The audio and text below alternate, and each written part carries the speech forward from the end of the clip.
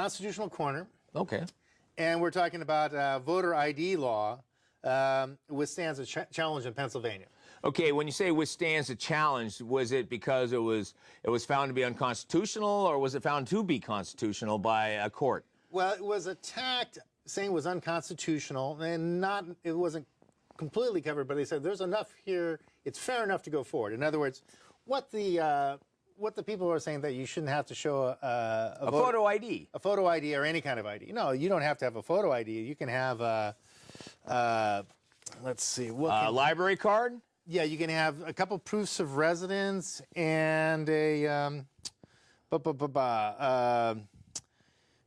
Social Security number and 2 proofs of residence. So if you had a Social Security number... I don't understand why that's so difficult. If you knew your Social Security number and you had an electrical bill and a telephone bill, I imagine that would be sufficient. As a matter of fact, under this new law, if you just signed a statement and said, my name is Joe Smith, and I couldn't get an ID, right. You could do a provisional vote. You could vote provisionally, and they could check it out later, and they can pull the vote if it doesn't work out. But you'd have time to prove it later.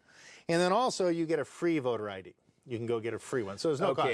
So I think when the judge looked at this, he goes, well, the argument is, now the argument on the other side was that this was, impairing your right to vote, impeding, a poll tax, Jim Crow, a way of excluding minorities and poor people and urban people. Right. You're going to exclude 1 million people from voting.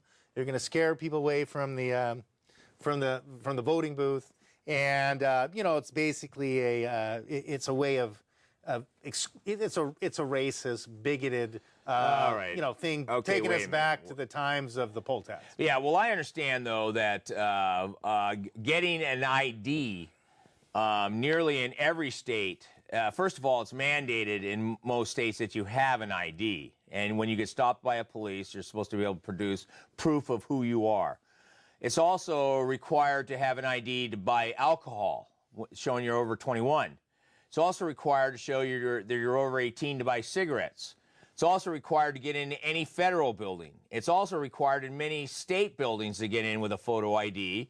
So when it comes down to voting, why is it that people that can buy alcohol, that can drive a car, that can buy cigarettes, that can get into any building because they have an ID, can't have an ID to vote? Well, what the argument is that there's some older folks, like 90-year-old folks, who never got a birth certificate. They don't have an ID. They don't have a birth certificate. They never got a birth certificate. They didn't have birth certificate. Not even a PDF one? Not a PDF. Nothing like that. Not even a Indonesian passport or anything. So they've got nothing to show. So they're saying these people are going to be disqualified. They're old, and make them drive over there or try to get a ride there. Wait. How are they? They might have a heart attack and die. It's the same as murder. It's a poll tax.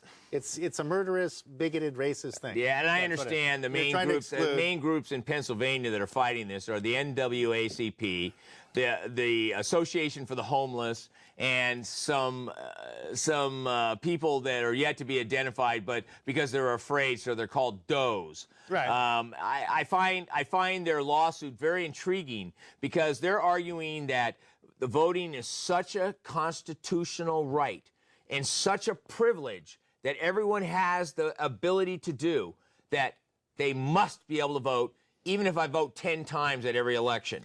Well, I don't know if they get to vote 10 times, but voting is, a fairly highly protected right. Of course. And I think you could argue that, buying liquor is more of a privilege, driving is more of a privilege, maybe even entering a federal building is more of a privilege, and voting is not a privilege, it's a right. So, people, the government ought to bend over backwards to make it as easy as possible to encourage people to vote, because you want to have, participation in the democratic system. Okay, well, I'll play a little devil's advocate. You're saying about a 90-year-old that, for some reason, nobody knows who they are. Well, they lived 90 years. They never had a birth certificate. They never had a birth certificate. But even though all the states that have been trying to pass voter ID law says we're going to give you, you just say, hey, I'm Joe Smith, and you get a vote. You get an ID. That's an extra trip down the courthouse. Oh my God! Heaven forbid. So why don't the homeless groups just go to each door and issue voter IDs? I don't know. I think you have to go to well, then, yeah, I think that might defeat the purpose. Okay, so then moving to Texas. But see, that goes to Chicago, where they ask you to vote and vote often. Yeah. So now in Texas, there was the situation where voter ID got stalled or struck down by a federal judge. I think Eric Holder, right, who's the Attorney General. Yeah, Attorney General. He's been held in contempt, but he's still out on bail, or he's still out running. He hasn't been arrested yet. He's out. He's loose. held in contempt, but not arrested. He's out. He's loose, and he's appealing that. I mean, so that's. Well, wait a minute. Texas actually, the Texas court overturned. Okay, overturned, right? So yeah, and so it's now they're going to the Supreme Court, and it's the government in Texas is going to the Supreme Court to tell Eric Holder effectively that we don't want you in our state trying to tell us how we run our state. And I think Texas is one of the states that has very strict controls from the federal government on their voting. But they also issue free IDs in Texas. But I'm just saying, if a guy can get to a voting, why can't he get an ID? I'm saying Pennsylvania may have a not as high of a hurdle to cross than Texas. Well, did Pennsylvania show that there was actual voter fraud for people that don't have IDs? That in fact there's such a public purpose to prevent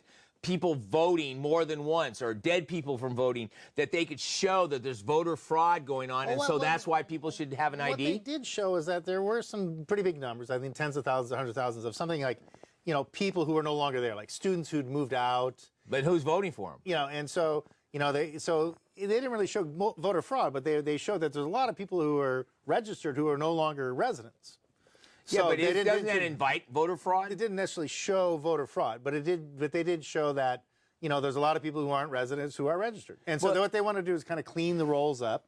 And, what the liberal side is saying is that cleaning the rolls up is, scares people from voting, because they're afraid they'll be investigated and that kind of thing. So they don't even want to register. They don't want to go near the polling place. Wait a minute. Now you're saying that the big government of each state, by having a voter ID law, is scaring the people from going to the polls? Is that what their argument is? That's what their argument is. And you're scaring people from going to the polls. And also, is that where you're throwing in the poll tax ideas? Yeah, the poll tax. Suppressing the vote of the minorities and the homeless and the fraudsters and the multi-democratic or Republican regimes. I don't understand. The other argument that comes up from the liberal side is that there's huge fraud supposedly on absentee ballots.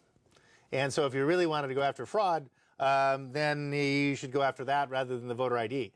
Well, I don't know if that's really such an argument to say, well, there's huge fraud over there, so you shouldn't look at fraud here. Well, that's interesting. I understand under the 2008 election, there's actually been a lot of people prosecuted for voter fraud from 2008 presidential election, huge volumes of voter fraud, people voting more than once, buses driving people from poll place to poll place where they just said, oh, hi, I'm Bob. Hey, I'm voting. Hey, I'm John. I'm voting.